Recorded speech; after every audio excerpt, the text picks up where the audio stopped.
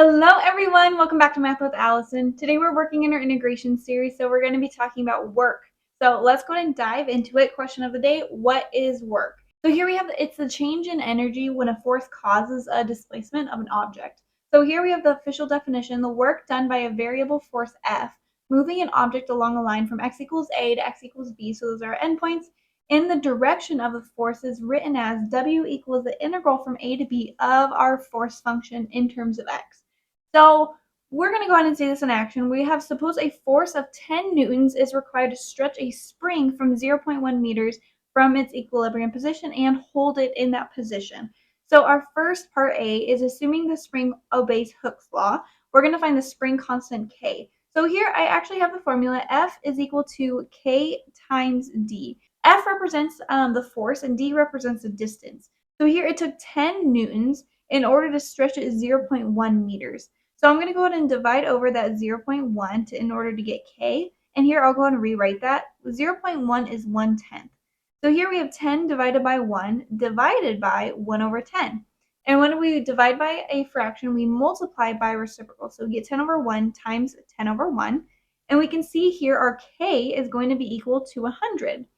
So the purpose of doing that is so we can use it for part B. How much work is required to compress the spring 0.5 meters from its equilibrium position? Here we're going to have our force function, and we created it by finding the constant K.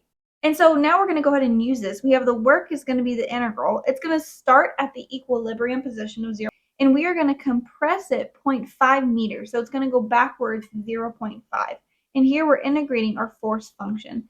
So here, when we take the antiderivative, we get 100 times x squared divided by 2, and we're evaluating this between 0 and negative 0.5. So let's go ahead and simplify it first, right? We have 100 divided by 2 is 50. So we have 50x squared between 0 and negative 0.5. We're going to do upper first, and I'm actually going to write that as negative 1/2 squared, so I can, square it a bit better, and then we're just going to end up subtracting 0. So here what we end up with is 50 divided by 4, and this is going to be in terms of joules. So work is joules. And so that's the amount of work that's required in order to compress the spring. Now we're going to talk about how much work is needed to stretch the spring. So again, we're going to use that same function, f of x is equal to 100x. And here we have a new integral, so it's starting at equilibrium position, and now we are stretching it 0.25. So that's going to be in the positive direction. And then of 100x dx. So we already found this antiderivative. We got 50x squared, and we're evaluating this between 0 and 0.25. So here, when we plug it in, I'm again going to use 1/4. That way I can square it really nicely, and then we're going to be subtracting 0. So here we get 50 divided by 16 joules. And that's the amount of work that's required to stretch it. Now we have part D. How much additional work is required to stretch the spring 0.25 if it's already been stretched to 0.1 from its equilibrium position?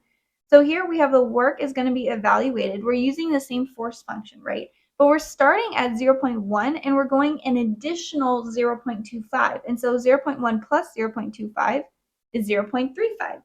And then this will be of 100x dx. So here we already found the antiderivative, very nice, between 0.1 and 0.35. So here we can plug in upper minus lower.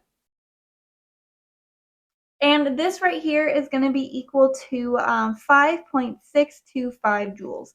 So that is the amount of work that's required to stretch an additional distance of 0.25 meters. So why does this work? I'm going to go ahead and draw out a graph, and let's say that this was our function. So this was f of x equals 100x. So here what we're doing is we are integrating. So we're taking the integral from a to b. So here let's say that this is our starting a and this is our ending b. We're taking the integral of our force function in terms of dx.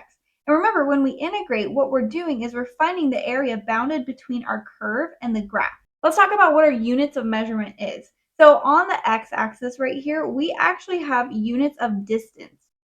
So in our example, this was 0.1 meters and this was 0.35 meters, right? And so this is right here in terms of meters. Now let's go ahead and talk about our height. So here we have the force function, and force is in terms of newtons. So here we have newtons. And let's go ahead and take a test rectangle. So say I'm taking this area right here, and I want to go ahead and find what this area is equal to. All I care about right now is the measurements. So I know the base is going to be in terms of meters, and I know the height of this rectangle is going to be in terms of newtons. And so when we get the area, we multiply the base times the height. So this is equal to meters times newtons, in which we get joules. And so that's why we get work. So now we're going to go ahead and do another problem. We have how much work is required to move an object from x equals 1 to x equals 3 meters in the presence of a force in newtons, which is given by f of x equals 2 over x squared acting along the x-axis. So we're doing exactly what we did last time. Here we have a function 2 over x squared, which is going to look something like that. We are taking the area between x equals 1 and x equals 3, which will be this area right here. So let's go ahead and set up our integral. We have the integral from 1 to 3 of our force function, so 2 over x squared dx. And this is equal to our work, right? So here, I'm going to go ahead and rewrite it. We have the integral of 1 to 3, 2 times x to the negative 2 dx. That way I can really see what's going on with power rule. So I'm going to bring it over here. That 2 is a constant multiple, so it hangs out. We add 1 to the exponent and divide by that new exponent, and we're evaluating this between 1 and 3. I'm going to rewrite it again just so I can really see. I get negative 2 over x between 1 and 3. So let's plug in upper minus lower. Negative 2 divided by 3 minus a negative number becomes plus 2 divided by 1. So what we're doing here is negative 2/3 plus, and let's make that a common fraction, 6 over 3, and we get 4/3 joules. And so that is the amount of work that's required to move it 2 meters. So that's all I have for us in this video today. It's going to be a bit shorter, but if you enjoyed it, I have many more videos like this, so make sure to check out my playlists. They're linked down below. Otherwise, please give this video a thumbs up and comment other problems or topics you'd like to see done. Thanks for watching.